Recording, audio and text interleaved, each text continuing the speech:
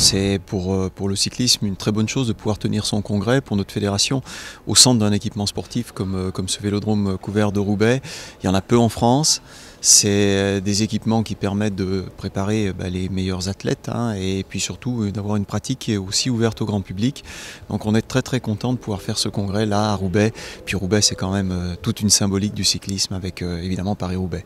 C'est très bien conçu, c'est une magnifique installation et je suis très fier de voir que des équipements comme ça sont aussi destinés à s'ouvrir au grand public et à favoriser l'accès vers la pratique cycliste. On a eu une petite baisse de licenciés dans les Hauts-de-France la dernière année, mais je crois que c'est à l'image de ce qui s'est passé dans beaucoup de régions fusionnées. C'est complexe pour nos dirigeants, ça a été très compliqué d'appréhender tous les aspects structurels de ces fusions et du coup sans doute qu'on a un petit peu relâché l'effort sur le sujet des licenciés, mais je suis persuadé que la région de France va repartir très vite de l'avant.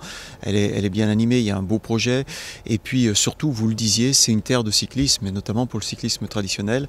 Ça fait partie de ces régions en France où on a un public pour le vélo et on est toujours très heureux nous de voir les courses chez vous parce qu'il y a beaucoup de monde, il y a beaucoup de spectateurs qui accompagnent le vélo.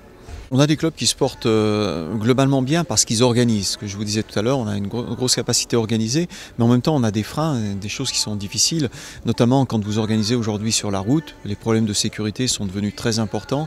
Ça mobilise plus de moyens humains, mais aussi plus de moyens financiers. Et on voit bien que c'est des choses qui peuvent mettre en difficulté nos clubs. Par contre, le bon côté du vélo, c'est que on n'a pas besoin de beaucoup d'infrastructures pour pouvoir faire du vélo. Alors quand on a un vélodrome comme ici, tant mieux, c'est un plus.